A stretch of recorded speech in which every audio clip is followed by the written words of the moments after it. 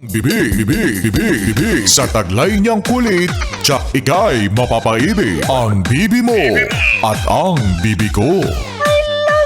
Love you, pare. Bibo!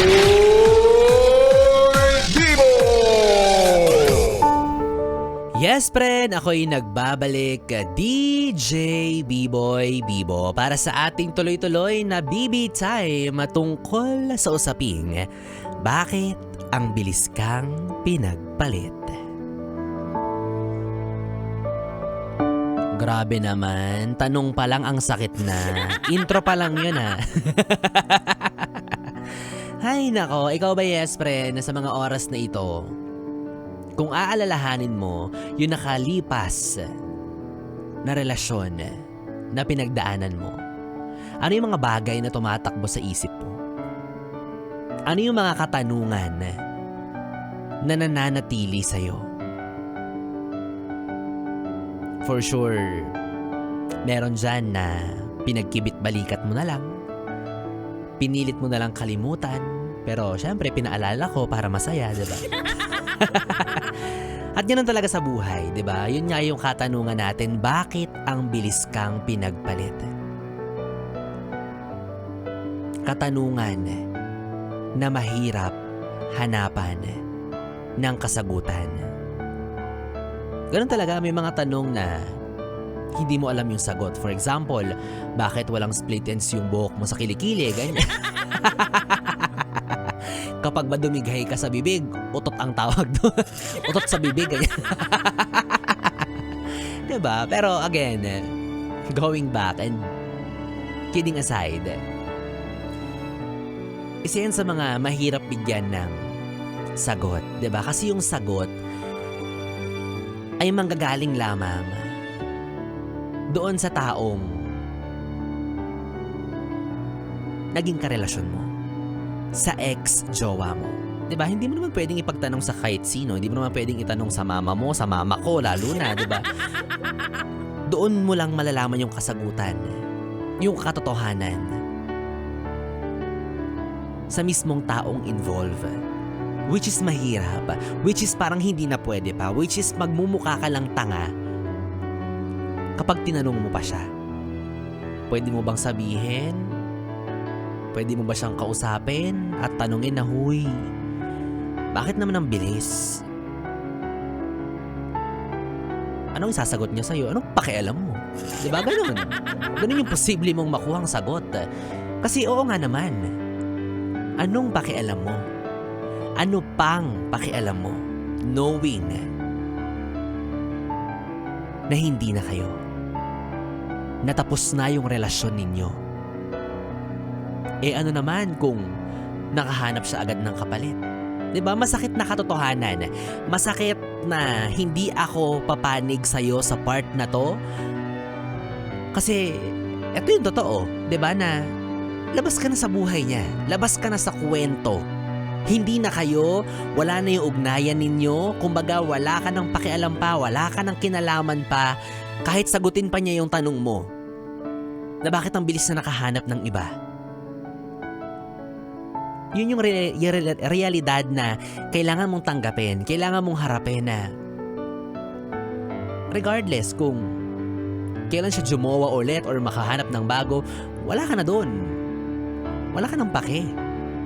Bakit? Kapag binigay niya ba sa'yo yung sagot, magiging okay ka na? Kapag nalaman mo ba yung totoo, makakampante na yung isipan mo? Kapag sinabi niya ba sa iyo yung dahilan, sigurado ka bang hindi ka na masasaktan? Walang kasiguraduhan, malaman mo o hindi yung dahilan kung bakit. Wala nang magbabago. Tapos na yung kwento ng relasyon ninyo. Pero sige, palubagin natin yung loob mo. Baka naman sabihin mo, Biboy, hindi mo ako kinakampihan, hindi mo ako pinapanigan. Sige, kahit papano, benefit of the doubt. O hindi, sige, kahit hindi na benefit of the doubt. Intindihin natin yung nararamdaman mo na oo nga naman. Hindi ako sarcastic. Hindi, I mean, sige, tignan natin yung anggulo kung saan ka nanggagaling. Na maaaring, tama, okay, valid naman yung feelings mo na nagtataka ka kung bakit. Ganun-ganun na lang. Kabilis kanyang pinagpalit. Ganun-ganun na lang nakahanap siya ng iba. Na para bang hindi na siya dumaan sa proseso ng pag-move on, hindi na siya dumaan sa 3-month rule, hindi na siya, kumbaga, nagluksa sa namatay ninyong pagmamahalan. Pero ganun talaga eh. Di ba? Wala tayong magagawa. The moment na maghiwalay kayong dalawa, tatahakin nyo na ang buhay nang hindi magkasama. Magdedesisyon kayo nang wala nang kinalaman ng isa't isa. Naiintindihan ko kung ano yung nararamdaman mo na masakit para sa'yo, na parang ginanon-ganon ka na lang, na tinapon na parang basura. Iniwan, pinabayaan, pinagpalit. Nang ganon-ganon na lang. Pero yes, I understand your feelings. Nagtatanong ka na, kapalit-palit ba ako? Pangit ba ako? Ako nga ba talaga yung problema sa relasyon namin kung bakit natapos?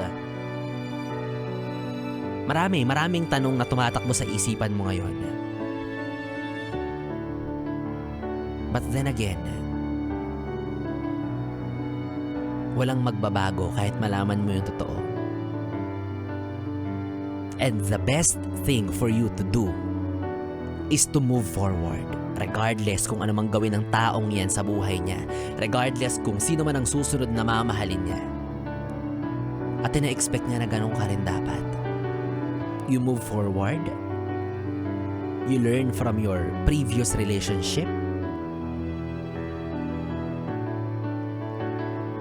Magiging mas progresibo ka bilang isang individual na tao na para sa susunod na magmamahal ka, mas kilala mo na yung sarili mo. Diba? Yun lang naman yung punto nun. Again, it will all boil down to anong pakialam mo? Anong mangyayari kapag nag-usap pa kayo, diba? Ina-expect mo ba na magkakabalikan pa? Ina-expect mo ba na bibabyhin ka pa niya? Di na, oy. May baby na siyang iba, tanggapin mo na, diba? Ang bottom line lang ng usapan natin ngayong gabi, Espren. Enough of overthinking, di ba? Tama na sa kakaisip, tama na sa pag-sisi sa sarili mo na ikaw yung dahilan ng lahat, ikaw yung problema and all. Kasi paano kung hindi naman pala ikaw yung problema? Paano kung may mga tao lang talaga na kagaya na niya na sadyang madaling bumitaw sa mga bagay na hindi naman niya totoong pinahalagahan? Masakit na katotohanan, baka nga naman hindi kanya talaga pinahalagahan. Baka nga naman, yung pagmamahal niya sa'yo purong kababawan. Masakit na katotohanan, pero again, hindi mo na yun kasalanan.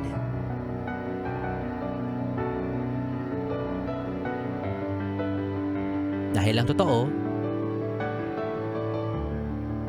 yung bilis ng pagpapalit nila ng partner, jowa, or whatsoever, how you call it, hindi naman yun yung magiging basis or sukatan ng halaga mo. Diba?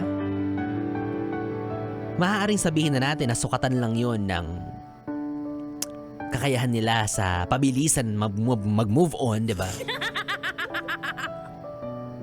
Pero hindi nun masasabi na hindi mo binigay lahat. Hindi mo siya minahal ng totoo.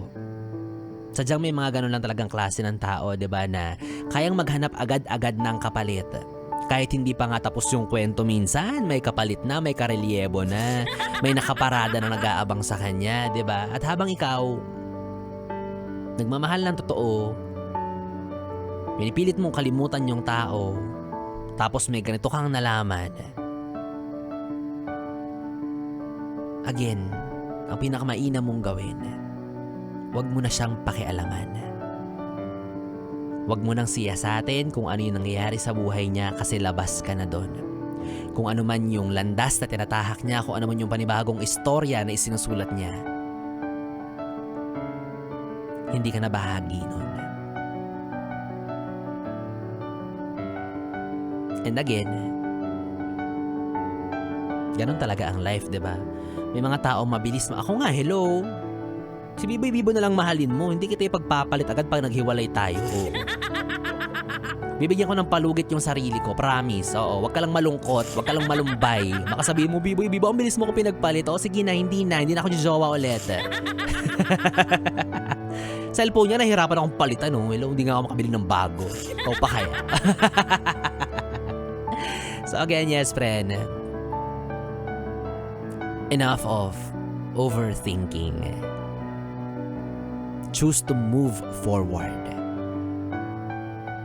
Nasa iyo man o nasa kanya ang problema. Sa dulo ng lahat ng to, wala ka nang pinangahawakan pa. Dahil tapos na ang kwento ninyong dalawa. Oh, ako yung pinagpalit pero di yun masakit. Yes, friend, 3 oras na BB time ang ating pinagsamahan. Nakapiling nyo po ang BB nyo sa radyo, ang DJ na mabilis bumayo, ang dila sa mikropono. Ako po si DJ B-Boy, Bibo. Magkasama't magkarinigan tayong muli bukas sa parehong oras dito lang sa istasyong No Problem, ang 101.1. Yes, FM. Solid. Oras natin, 11:41. Good night, BB. Mwah, mwah.